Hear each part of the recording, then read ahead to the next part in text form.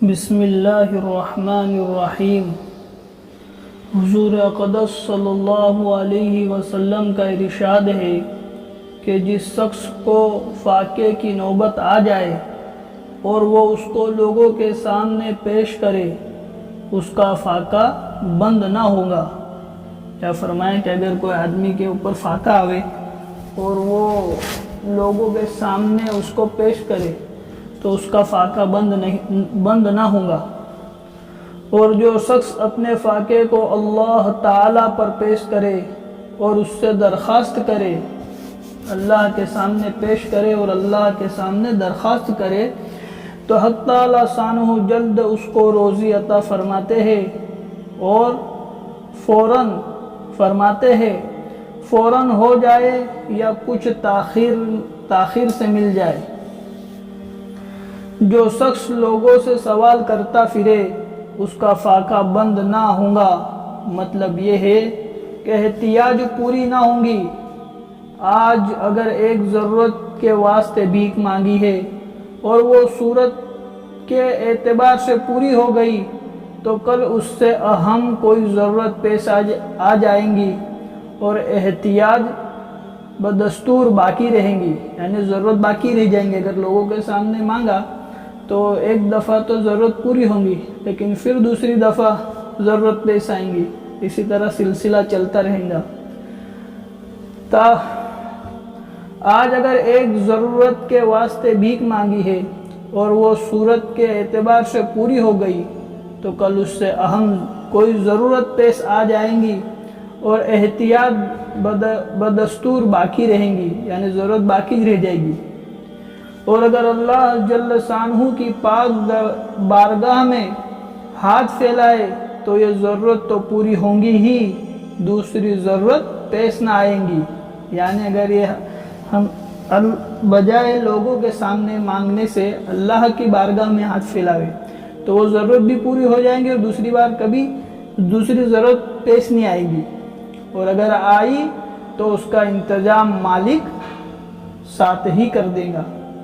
اگر کوئی ضرورت پیش بھی آ گئی تو اللہ خود اس کا انتظام کر لے گا، کیونکہ پہلی دفعہ جب کوئی حال پیش آئے تو اللہ کے سامنے مانگا نہیں تو اللہ دوسری دفعہ مانگنے سے پہلے ہی اس کی ضرورت میں اس کی مدد کر دے گا۔ حضرت قصبہ رضی اللہ تعالیٰ عنہ کی حدیث گزر چکی ہے جس میں حضور اقدس صلی اللہ علیہ وسلم نے قسم کھا کر کہا، قسم کھا کر چند باتیں ارشاد فرمائی۔ اس میں ایک یہ بھی ہے کہ جو شخص لوگوں سے مانگنے کا دروازہ کھولے گا حق تعالیٰ شانہ اس پر فخر کا دروازہ کھولتے ہیں۔ یعنی اگر کوئی لوگوں کے پاس مانگتا پھرے تو اللہ بھی اس کے اوپر فقیری کا دروازہ کھول دیتے۔ اسی جگہ ایک اور حدیث میں حضور صلی اللہ علیہ وسلم کا قسم کھا کر یہی مضمون حضرت عبد الرحمن بن عوف کی روایت سے بھی گزر چکا۔ یہی وجہ ہے کہ در بدر بھیک مانگنے والے ہمیشہ فقیر اور تنگست ہی رہتے ہیں۔ ایک اور حدیث میں یہ مضمون اس طرح وارد ہوا ہے کہ جو شخص اپنے فاقہ اور احتیاج کو یعنی اپنی حاجت کو اللہ جل شانہ کے سامنے پیش کرتا ہے، حق تعالیٰ شانہ بہت جلد اس کے فخر کو دور کرتے ہیں۔ جلدی کی موت سے یا جلدی کی نگاہ سے جلدی کی موت کے دو مطلب ہے۔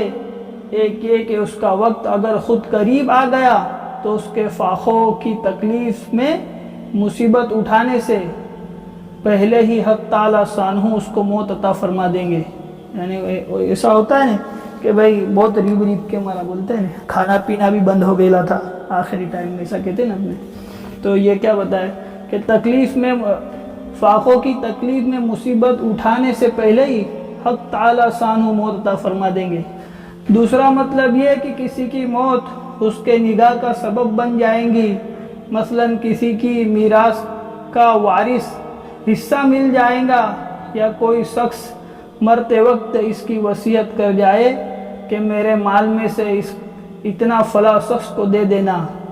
متعدد واقعات اس قسم کے دیکھنے اور سننے آئے ہیں کہ مکہ میں بعض مرنے والوں نے یہ وصیت کی ہے وصیت کی کہ ہندوستان کے فلاں شہر میں ایک شہر میں اس نام کا ایک شخص ہے، اس کو میرا مال فروخت کر کے روپیہ بھیج دینا۔ آج کے سبق کا کیا خلاصہ ہے کہ کبھی بھی کسی کے سامنے ہاتھ نہیں پھیلاوے، جب کوئی بھی حاجت پیش آوے تو اللہ سے مانگے۔ سبحان اللہ و بحمدہ، سبحانک اللہم و بحمدک۔